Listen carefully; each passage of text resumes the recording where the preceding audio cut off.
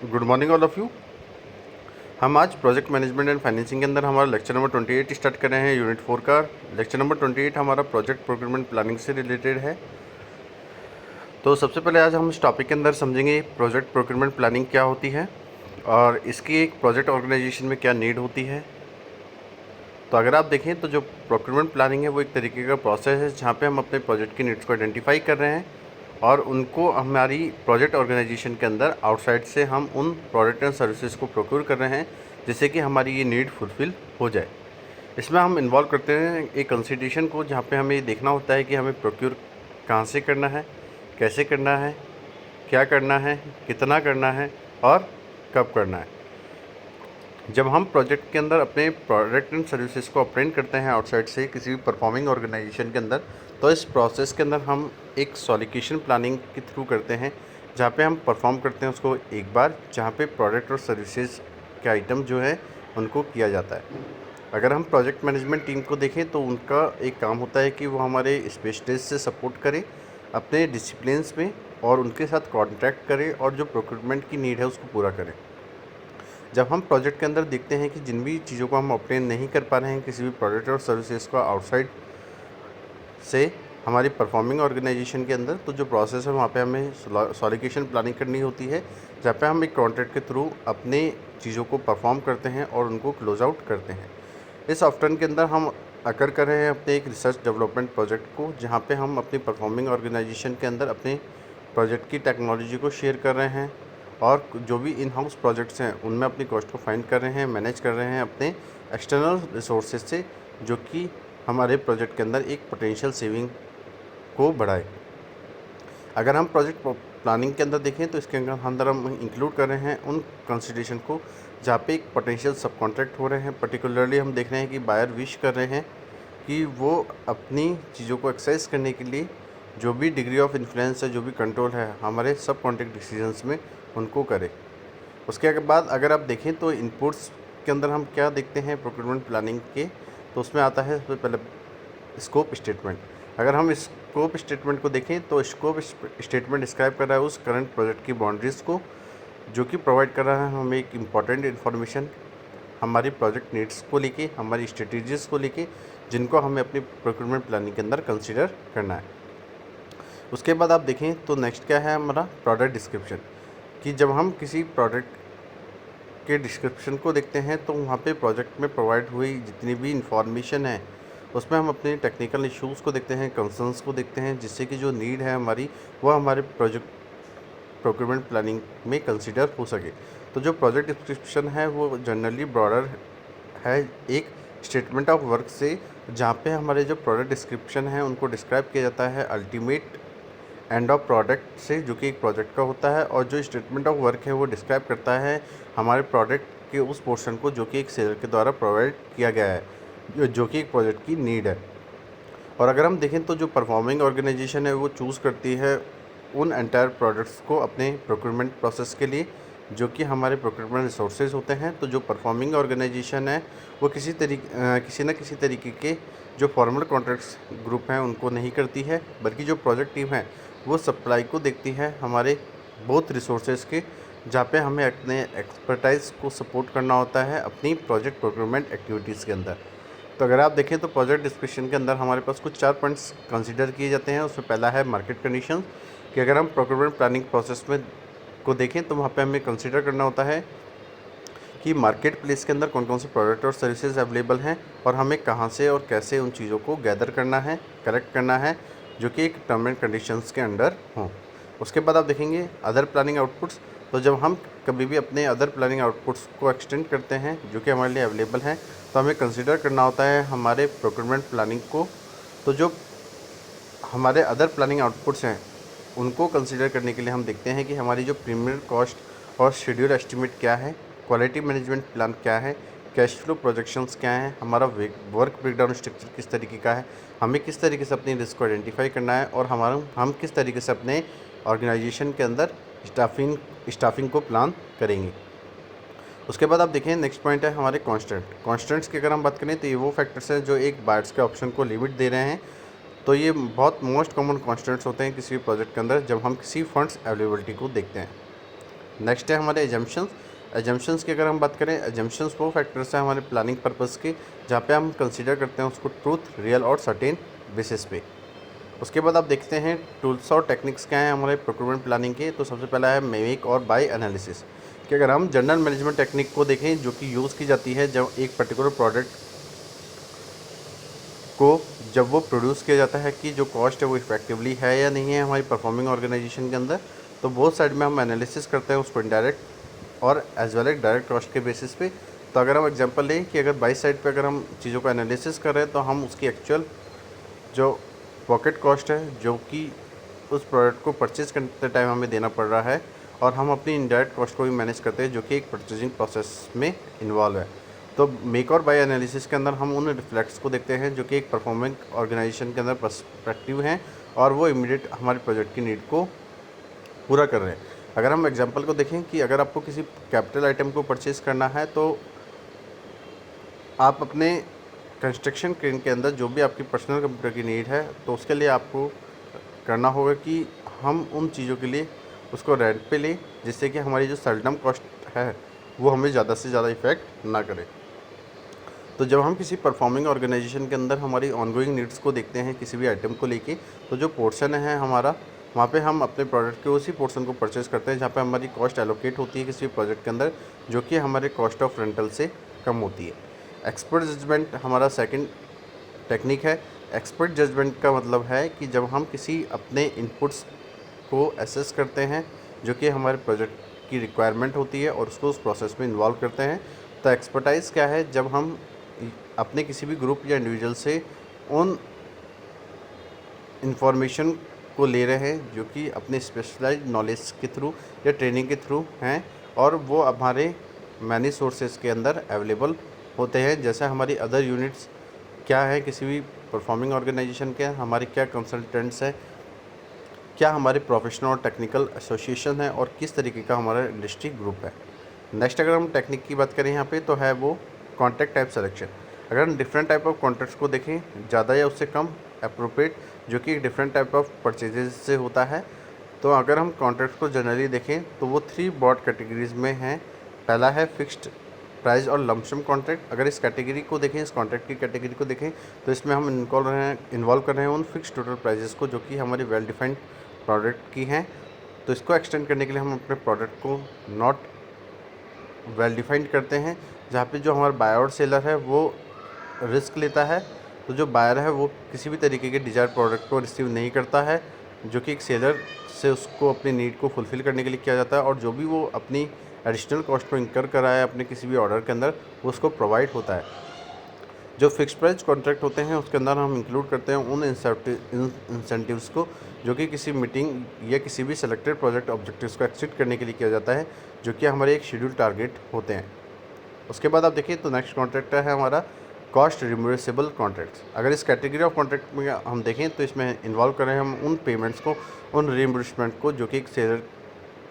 की है जो कि उसकी एक्चुअल कॉस्ट है। तो जो कॉस्ट है उसको यूजुअली हम क्लासीफाई कर रहे हैं हमारे डायरेक्ट कॉस्ट और इनडायरेक्ट कॉस्ट के अंदर। डायरेक्ट कॉस्ट वो कॉस्ट है जो कि इंकर की जा रही है हमारे एक्सक्लूसिव बेनिफिट्स से जो कि एक प्रोजेक्ट की है, जैसे सैलरीज हैं हमारे प्रोजेक्ट स्टाफ की फुल टाइम की। इनडायरेक्ट कॉस्ट की अगर हम बात करें तो वो हमारी वो ओवरहेड कॉस्ट है जहाँ पे हम अपनी कॉस्ट को किसी भी प्रोजेक्ट के अंदर एलोकेट कर रहे हैं एक परफॉर्मिंग ऑर्गेनाइजेशन के अंदर, जिससे कि वो बिज़नेस चल रहा है।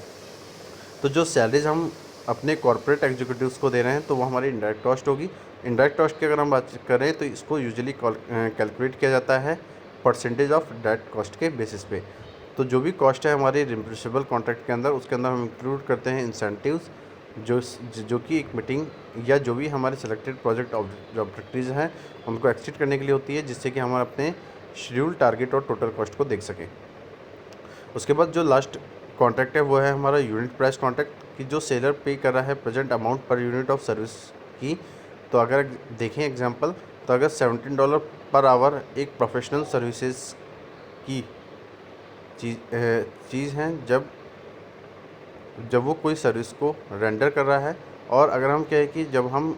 इतने $1.08 पर क्यूबिक यार्ड अर्थ में रिमूव कर रहे हैं तो वो क्या है हमारी यूनिट प्राइस है। तो जो टोटल वैल्यू है किसी भी कॉन्ट्रैक्ट की, तो उसके फंक्शन के अंदर हम देखते हैं कि उस कंप्लीट वर्क को करने के लिए हमें किन क्वांटिटीज़ की नीड है। उसके बाद आप देख सकते हैं कि जो नेक्स्ट टॉपिक है हमारा वो है output from project procurement planning, कि क्या क्या आउटपुट्स हमें मिलते हैं। तो पहला है प्रोक्यूरमेंट मैनेजमेंट प्लान, कि अगर हम प्रोक्यूरमेंट मैनेजमेंट प्लान को देखें तो ये डिस्क्राइब कर रहा है कि किस तरीके से हमें अपने रिमेन प्रोक्यूरमेंट प्रोसेस को करना है, जहाँ पे हमें सॉलिकेशन प्लानिंग करनी है किसी भी कॉन्ट्रैक्ट के क्लोज आउट के थ्रू, जिसको हमें मैनेज करना होता है। अगर हम एग्जांपल में देखें तो हमें देखना होता है किस तरह के कॉन्ट्रैक्ट्स की हमें नीड होगी,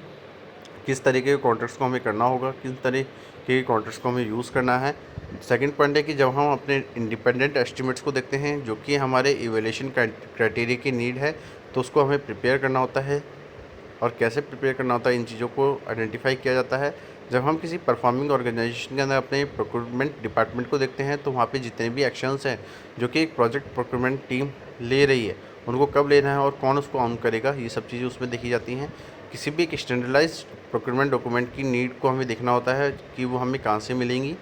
और जितने भी हमारे मल्टीपल प्रोवाइडर्स हैं जिनको हमें मैनेज करना है उनको हमें देखना होता है। और साथ साथ हमें अपने प्रोक्यूरमेंट को कोऑर्डिनेट करने के लिए अपने प्रोजेक्ट के एस्पेक्ट में हमें देखना होता है कि क्या हमारी शेड्यूलिंग रहेंगी, क्या हमारी परफॉर्मेंस रिपोर्टिंग रहेगी। तो जो प्रोक्यूरमेंट मैनेजमेंट है वो प्लान करता है एक फॉर्मल और इनफॉर्मल कंडीशंस के अंदर, जहाँ पे हम उसको हाई डिटेल या ब्रॉडली फ्रेम करते हैं जिससे कि हमारी प्रोजेक्ट की नीड का पता लगा सके। उसके बाद हमारा नेक्स्ट पॉइंट है स्टेटमेंट ऑफ वर्क, कि अगर हम स्टेटमेंट ऑफ वर्क को डिस्क्राइब करें तो यहाँ पे जो भी प्रोक्यूरमेंट आइटम के अंदर हम सफिशिएंट डिटेल बता रहे हैं जो कि एक प्रोस्पेक्टिव सेलर्स को अलाउ हो रहा है कि वो उसको डिटरमाइन करे और वो कैपेबल हो कि उन आइटम्स को वो प्रोवाइड कराए उन सफिशिएंट डिटेल से जो कि हमारे नेचर ऑफ आइटम की हैं। तो जो भी नीड है हमारे बायर की, वहाँ पे हम अपने एक्सपेक्टेड कॉन्ट्रैक्ट फॉर्म को करते हैं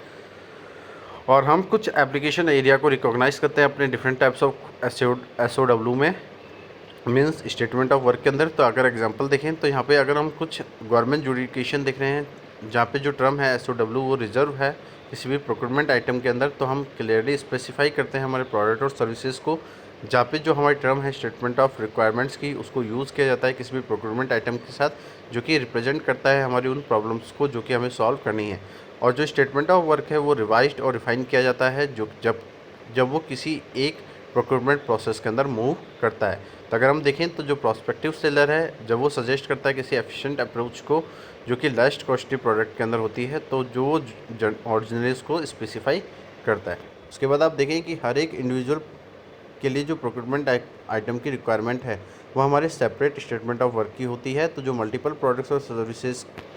हैं हमारे, उनको हमें एक ग्रुप में करना होता है। तो जो भी प्रोक्यूरमेंट आइटम है वो एक सिंगल स्टेटमेंट ऑफ वर्क होते हैं। तो जो स्टेटमेंट ऑफ वर्क हैं वो हमें क्लियर करते हैं, कंप्लीट करते हैं जो कि हमारे एक प्रोजेक्ट के अंदर पॉसिबल होते हैं। और साथ साथ हम इंक्लूड करते हैं उन डिस्क्रिप्शन को जो कि हमारे क्वालिटी सर्विसेज के अंदर रिक्वायर्ड होते हैं। तो जो भी हमारी परफॉर्मेंस रिपोर्टिंग होती है, जो भी हमारे पोस्ट प्रोजेक्ट ऑपरेशनल सपोर्ट होते हैं किसी भी प्रोक्यूर्ड आइटम के, तो हम अपने एप्लीकेशन एरिया के अंदर उनको एक स्पेसिफिक कंटेंट या फॉर्मेट रिक्वायर करते हैं जो कि SOW के थ्रू होती है। उसके बाद अगर हम बात करें सॉलिकेशन प्लानिंग इन्वॉल्व कर रही है जहाँ पे हम डॉक्यूमेंट्स को प्रिपेयर कर रहे हैं जो कि हमारी सॉलिकेशन को सपोर्ट करेंगे। अगर हम इनपुट्स देखें सॉलिकेशन प्लानिंग के, तो पहला है प्रोक्यूरमेंट मैनेजमेंट प्लान, सेकंड है स्टेटमेंट ऑफ वर्क, और अगर हम थर्ड पॉइंट की बात करें तो वह है हमारे अदर प्लानिंग आउटपुट्स। अगर हम देखें हमारे अदर प्लानिंग आउटपुट्स को, तो ये मॉडिफाई कर रहे हैं हमारे उन प्रोक्यूरमेंट प्लानिंग के पार्ट को जो कि हमारे प्लानिंग के अंदर कंसीडर की गए हैं, उनको रिव्यू किया जा रहा है एक पार्ट ऑफ सॉलिकेशन से। तो इसके पर्टिकुलर में हम देखते हैं कि जो सॉलिकेशन प्लानिंग है वो क्लोजली कोऑर्डिनेट करती है एक प्रोजेक्ट के शेड्यूल को। अगर उसके बाद हम अपने टूल्स और टेक्निक्स को देखें सॉलिकेशन प्लानिंग की, तो पहला है स्टैंडर्ड फॉर्म। अगर स्टैंडर्ड फॉर्म की अगर हम बात कर रहे हैं तो हम इंक्लूड कर रहे हैं उन स्टैंडर्ड कॉन्ट्रैक्ट्स को, उन स्टैंडर्ड डिस्क्रिप्शन को अपने प्रोक्यूरमेंट आइटम्स के, और उन स्टैंडर्ड वर्जन्स को जो कि हमारे पार्ट हैं किसी भी एक बीट डॉक्यूमेंट्स की नीड को लेके। सेकंड क्या है, अगर हम ऑर्गेनाइजेशन के अंदर अपने सस्टेबल अमाउंट को देखें जो कि एक प्रोक्यूरमेंट के बारे में बता रहे हैं, तो अगर हमें अपने डॉक्यूमेंट को स्टैंडर्डाइज करना है तो वो हम देख सकते हैं। नेक्स्ट है हमारा एक्सपर्ट जजमेंट। फोर्थ है हमारे आउटपुट जो कि एक सॉलिकेशन प्लानिंग से हमें मिल रहा है। अगर हम प्रोक्यूरमेंट डॉक्यूमेंट की बात करें यहाँ पे, तो प्रोक्यूरमेंट डॉक्यूमेंट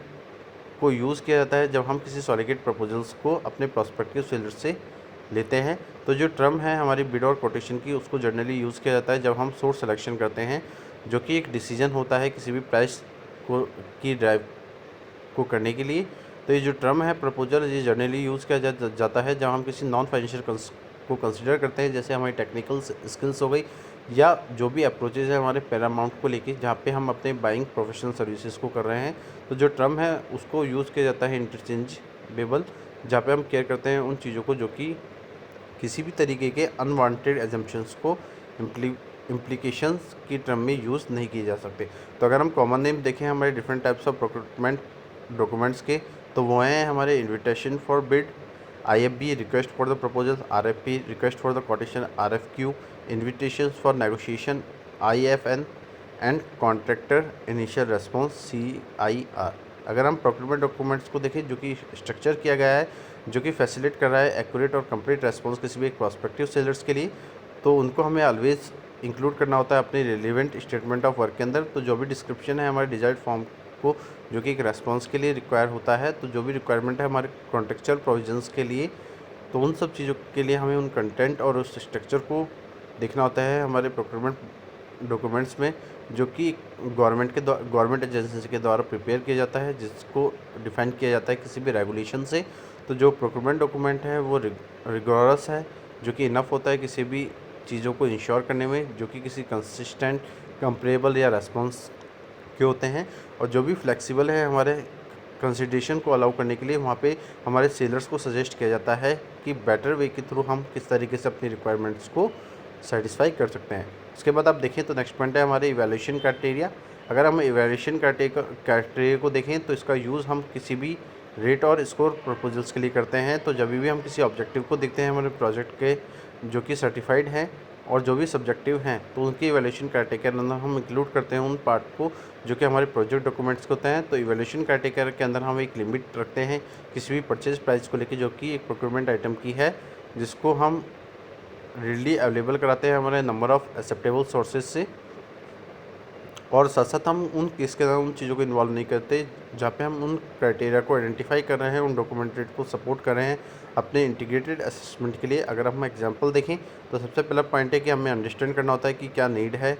हमारी, और हमारे ओवरऑल प्रोजेक्ट की लाइफ साइकिल की क्या कॉस्ट आएगी, क्या हमारी टेक्निकल कैपेबिलिटी है और क्या हमारी फाइनेंशियल कैपेबिलिटी है, जो कि एक प्रोजेक्ट की नीड है। उसके बाद हम अपने स्टेटमेंट ऑफ वर्क को अपडेट करते हैं। तो जो भी मॉडिफिकेशन या जो भी हमारे एक से ज़्यादा स्टेटमेंट ऑफ वर्क हैं, तो उनको आइडेंटिफाई करना होता है हमारी सॉलिसिटेशन प्लानिंग के टाइम। अगर हम देखें तो सॉलिसिटेशन क्या है, सॉलिसिटेशन इन्वॉल्व कर रही है उन इन्फॉर्मेशंस को, उन बिड्स एंड प्रपोजल्स को जो कि एक प्रॉस्पेक्टिव सेलर्स के हैं, जहाँ पे हम जो प्रोजेक्ट की नीड्स है उनको किस तरीके से पूरा करेंगे। तो जो भी एक्चुअल एफर्ट है इस प्रोसेस के अंदर, उसको स्पेंड किया जाता है हमारे प्रॉस्पेक्टिव सेलर्स के लिए, जहाँ पे हम जो भी नॉर्मली देखें तो वहाँ हमारी प्रोजेक्ट की जो कॉस्ट है वो कुछ भी नहीं होती है। अगर हम देखें तो उसमें हम इनपुट्स देखते हैं हमारे सॉलिसिटेशन के, प्रोक्योरमेंट डॉक्यूमेंट्स देखते हैं, और जो भी हमारे क्वालिफाइड सेलर की लिस्ट है उनको आइडेंटिफाई करते हैं, जहाँ से हमारे अपने सेलर्स की इंफॉर्मेशन मिल सके। उसके बाद जो डिटेल्ड इन्फॉर्मेशन होती है, वहाँ पे हम अपने स्पेसिफिक सोर्स से उन चीज़ों को रिक्वायर करते हैं, जो कि एक एक्सटेंसिव एफर्ट होते हैं, और हम उनकी साइट विजिट करते हैं और उनके कॉन्ट्रैक्ट को अपने प्रीवियस कस्टमर से फुलफ़िल करते हैं। अगर हम प्रोक्योरमेंट डॉक्यूमेंट्स की बात करें, जो कि सेंड किया जाता है अपने प्रॉस्पेक्टिव सेलर्स के लिए, तो किस किस टूल्स और टेक्निक्स का यूज हम एक सॉलिसिटेशन के लिए करते हैं। तो पहला है बिडर कॉन्फ्रेंस। अगर हम बिडर कॉन्फ्रेंस की बात करते हैं तो एक कॉन्ट्रैक्टर कॉन्फ्रेंस है, वेंडर कॉन्फ्रेंस है, या प्री बिड कॉन्फ्रेंस है, जो कि एक मीटिंग होती है जहाँ पे हम अपने प्रॉस्पेक्टिव सेलर से एक प्रपोजल का प्रिपरेशन करवाते हैं। इसका यूज़ हम तब करते हैं जब हमें इंश्योर करना हो कि हमारे कौन से प्रॉस्पेक्टिव सेलर्स होंगे जिन्हें हमें क्लियर करना है, और हम किस तरीके से अपनी कॉमन अंडरस्टैंडिंग से जो भी प्रोक्योरमेंट है हमारा, टेक्निकल रिक्वायरमेंट्स या कोई भी कॉन्ट्रैक्ट रिक्वायरमेंट्स, उसके रेस्पॉन्स में हम उन क्वेश्चंस को इनकॉर्पोरेट करें जो कि प्रोक्योरमेंट डॉक्यूमेंट्स में हमें अमेंडेंट करनी है। उसके बाद आप देखिए नेक्स्ट है हमारा एडवर्टाइजिंग, कि जो भी हमारी एग्जिस्टिंग लिस्ट होती है किसी भी पोटेंशियल सेलर्स की, जो कि हमें एक्सपेंड करनी होती है अपने एडवर्टाइजमेंट की प्लेसिंग करते टाइम। तो जर्नल सर्कुलेशन के अंदर हम उन पब्लिकेशंस को करते हैं किसी भी एक न्यूज़पेपर या किसी भी स्पेशलिस्ट पब्लिकेशन के थ्रू, या किसी भी प्रोफेशनल जर्नल के थ्रू। तो कुछ अगर हम गवर्नमेंट जुडिकेशन की रिक्वायरमेंट अपने पब्लिक एडवर्टाइजिंग के लिए कर रहे हैं तो certain types of procurement item के लिए हमें क्या करना होता है कि जितनी भी हमारी मोस्ट गवर्नमेंट जुडिकेशन है वो रिक्वायर करते हैं अपने पब्लिक एडवर्टाइजिंग को किसी भी सब कॉन्ट्रैक्ट के अंदर, जो कि गवर्नमेंट कॉन्ट्रैक्ट में किया जाता है। उसके बाद आप देखें तो जो आउटपुट है हमारे सॉलिक्यूशन के वो क्या है, उसमें अगर हम देखें तो एक ही पॉइंट है जो कि है प्रपोजल आर सेलर्स कि जो भी प्रिपेयर कर रहे हैं हम डॉक्यूमेंट, जहाँ पे हम अपने सेलर्स की एबिलिटी को डिस्क्राइब कर रहे हैं, उनकी विलिंगनेस को बता रहे हैं, जो कि हमारे रिक्वेस्टेड प्रोडक्ट को प्रोवाइड करवाएंगे। तो जो हम प्रिपेयर कर रहे हैं अकॉर्डेंस में एक डॉक्यूमेंट्स का, तो जो भी रिक्वायरमेंट है हमारे रिलेवेंट प्रोक्योरमेंट डॉक्यूमेंट्स की वो हमारे प्रपोजल से पूरी होगी। तो आज का जो टॉपिक है हमारा यहाँ पे कंप्लीट होता है। आज के लिए इतना ही। Thank you so much and have a nice day.